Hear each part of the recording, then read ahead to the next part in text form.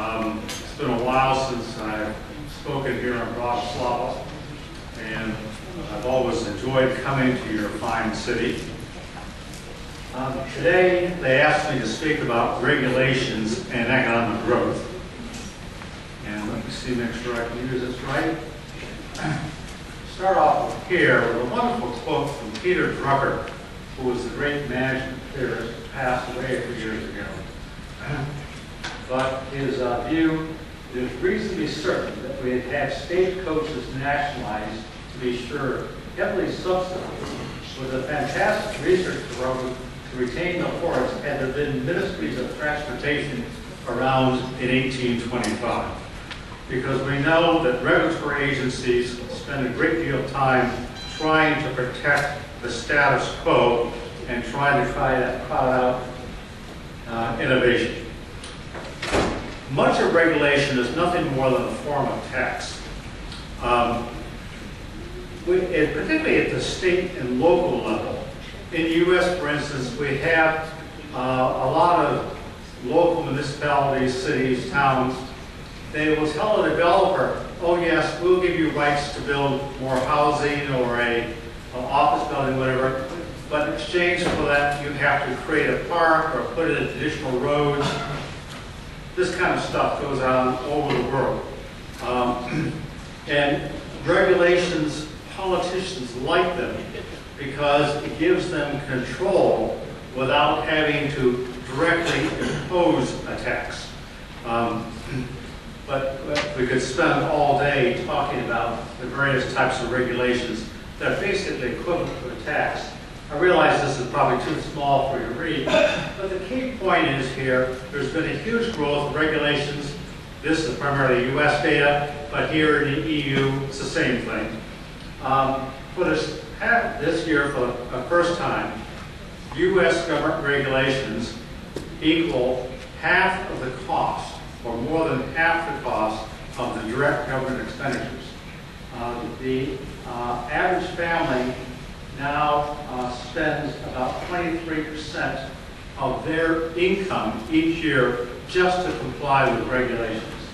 It gets worse and worse and worse. In a moment, I'll explain why we have this endless explosion of regulations. Anyway, this is a huge drag upon economic growth.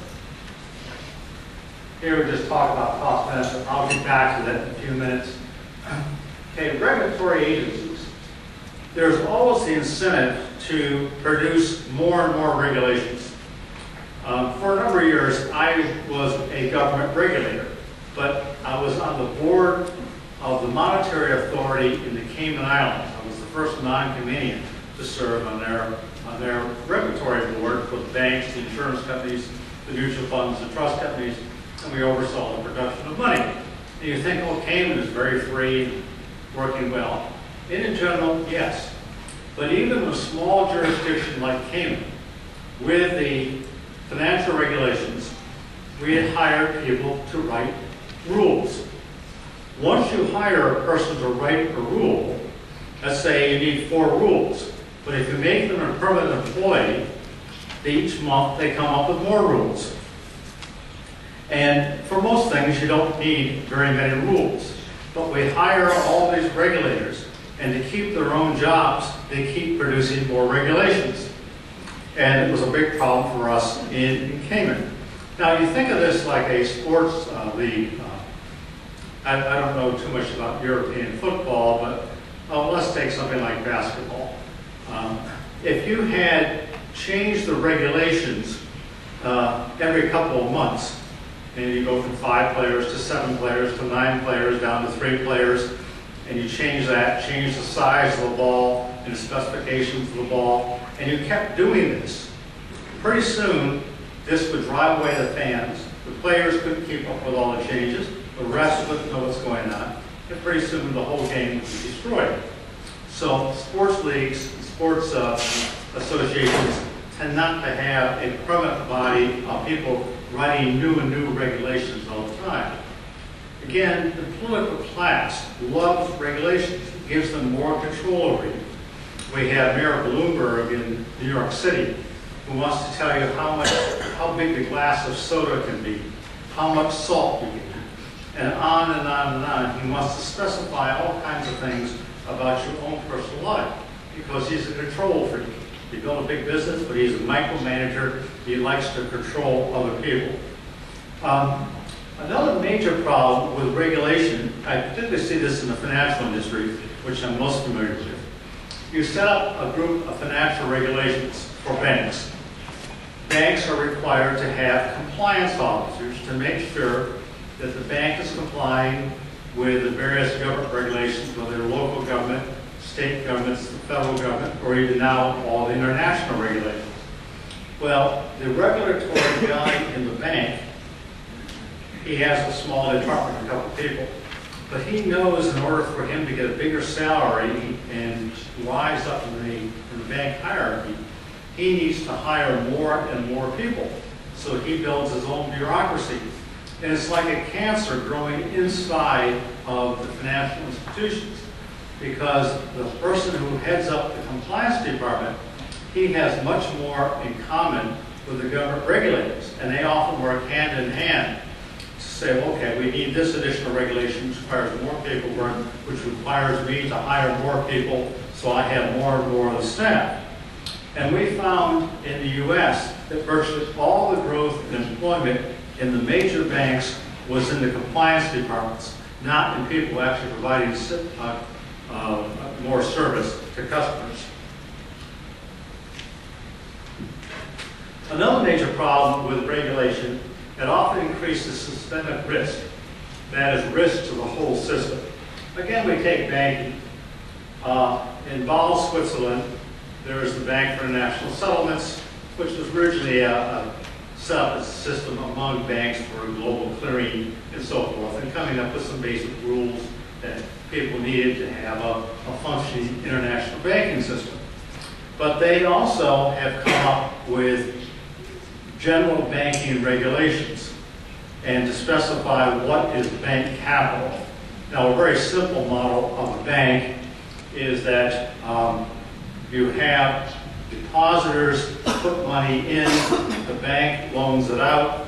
If some of the loans go bad, the bank has to have enough capital, which is in the form usually of the investor's original capital plus retained earnings, and that capital cushion has to be big enough in case a number of loans go bad.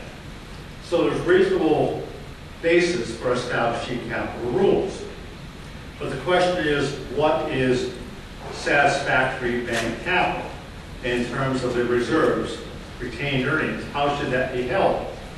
Well, because the people involved have basically said, if you own government bonds, that can be treated as part of your capital, or you don't have to have other reserves against the ownership of government bonds, under the argument that governments don't go bankrupt, and so this is a secure asset. Now, given what's happened here in Greece and Cyprus and elsewhere in recent years, this is laughable. But that's by setting up those particular rules, they actually increase risk to the whole financial system, because you had particularly European banks buying way too much of government bonds of sovereign debt, which now, of course, is heavily discounted in many of the European countries because it can't be paid back. Even in the U.S., the banks have a huge amount of U.S. government bonds, but there's very little likelihood that these can ever be paid back at full face value when you have these debt GDP ratios rising to the level they have. And so rather than the regulator reducing risk, it's increased risk. We saw the same thing in the U.S. with our housing authorities, Fannie Mae and Freddie Mac. The government changed the rules and said people who were subprime borrowers, that is, they didn't have much money, didn't have to put much down for a house. These were all government rules, and how housing would be secure and house prices always go up. Well, of course, they don't. And then after the crisis in 2008, we saw all these big financial institutions who had a lot of housing bonds and big U.S. government housing agencies, Fannie Mae and Freddie Mac, suffered enormous losses. But this was basically caused by ill-designed government regulation. We've also had the problem of the growth of these international regulations. And this is, you have the pressure at the local level and then the federal level to increase regulation. But we had relatively few international financial regulations. And the OECD, that's the Organization for Economic Cooperation and Development, based in Paris. When I was an economics student, we liked them. Why? Because they were set up to promote free trade among their members. They have, I think, 39 members at the moment, but basically free trade. That was their purpose, and they also collected great economic statistics, which was fun for us economists who like to look at these numbers and all this data they provide. Well, about 15 years ago, they came out with a book on harmful tax competition. Now, most people look at competition as being desirable, and the idea of harmful tax competition is really an oxymoron, a contradiction in terms. My colleague Dan Mitchell has probably done more on this to show the lunacy of, quote, harmful tax competition and fight against this than any other man on the planet. But the OECD has built this, what they call a fiscal affairs department. And much of the impetus for this came from the French. In fact, they have a Frenchman who's now in charge of this department. Because the French didn't like the fact that investment capital was flowing out of France into other countries because France had higher tax rates. Rather than France cutting their tax rates, they started to put pressure on OECD and others to encourage, coerce other countries into increasing their tax rates. And countries like Cayman and a lot of these smaller financial jurisdictions tend to have very low tax rates or zero income tax rates or low tax rates on capital. And the OECD, who used to be in favor of low tax rates on capital, because capital, the more capital you have, the faster the economy grows, have gone totally the other way because they become captives of the tax departments of big governments, particularly here in Europe, and increasingly the U.S. under the Obama administration. The Financial Action Task Force was set up to combat money laundering and other types of financial crimes. Well, as having been a financial regulator and knowing a fair amount about this, there's an infinite number of ways to, quote, launder money. It's a fool's errand to try to go off and stop all this, but it gives them more control. They come up with these international agreements to reduce the individual sovereign rights and the individual, sovereign rights, individual rights, and business rights, and just make the whole world more difficult. It doesn't meet the cost-benefit tax. Environmental regulations. Europe particularly has run amok with this. We have extreme environmental regulations in the U.S., things that don't make sense. They greatly increase the cost of goods and services. But this next slide, I think, illustrates the nuttiness that's taken place here in Europe, trying to be green. Well, Europe, your carbon emissions have been increasing, even though you put all these costly environmental things. While at the same time in the U.S., carbon emissions have been decreasing as we've reduced energy costs. But first of all, how many of you know precisely the amount of CO2 we need in the atmosphere? Everybody's talking about too much carbon dioxide. Carbon dioxide is plant food. And there's been these big things in the last few years saying, the Earth is getting a whole lot greener. They measure from satellites the amount of greenery. Plants are growing more rapidly. Why? Because we have a little bit more carbon dioxide. Carbon dioxide is basically a trace gas. It's not a pollutant, it's just a natural trace gas. The more that you have, the faster plants grow. And the faster plants grow causes food prices to come down. But the people who want all the environmental regulations never think about that side of the equation. But we just look here in terms of energy prices. And the reason I put this graph up, I've got a friend who runs a free market think tank up in Berlin. He was in Washington one day, and we were comparing the electricity bills. What he was paying for a kilowatt hour at the place he lives was literally 4 times what I was paying for my kilowatt hours in Virginia. If you're a German chemical factory or a Slovakian chemical factory, do you want to be located here or in Germany or in the U.S. in Louisiana or Pennsylvania? The answer is increasingly obvious. So we're seeing European factories move elsewhere because your energy prices have gotten ludicrously high, yet there's no reason for energy prices to be that high. We know Europe is also loaded with natural gas, but most places they haven't allowed fracking. In the U.S., because a lot of this gas is on private land. In the United States, as a landholder, you own the land to the core of the earth. I live in Great Falls, Virginia. I have a few acres of land. Everything under my house and my land, I own all the way down to the center of the earth. And if there's gold or silver or oil or gas or whatever there, it's mine. And I have a right to exploit it. Most countries of the world, they don't allow you to own the subsurface rights as individuals. Is Jose Pinheiro still in here? No? Years ago, I had chaired the Bulgarian Economic Transition Team. And Bulgaria, as Prostin will tell you, is filled with natural resources. Much of it's unexploited. In fact, the oldest object made out of gold ever found by man was found, it was a golden chalice, and was found in Bulgaria.